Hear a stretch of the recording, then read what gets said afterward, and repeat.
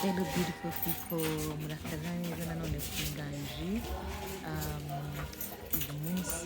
Uyu munsi wa gatandatu wa Nganji Culture and Fashion Class. Tugiye kubaha ikaze rero ku Nganji YouTube channel. Uyu munsi twavugiye igishakamba bwari ubwa mbere. Muze muduha amanota, twagerageje pe ntabwo tutagize, muze muduha amanota kugenda twagerageje.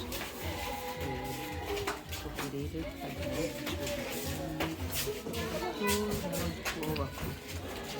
twagiye muri comments mutubwire uko bimeze. Murakoze.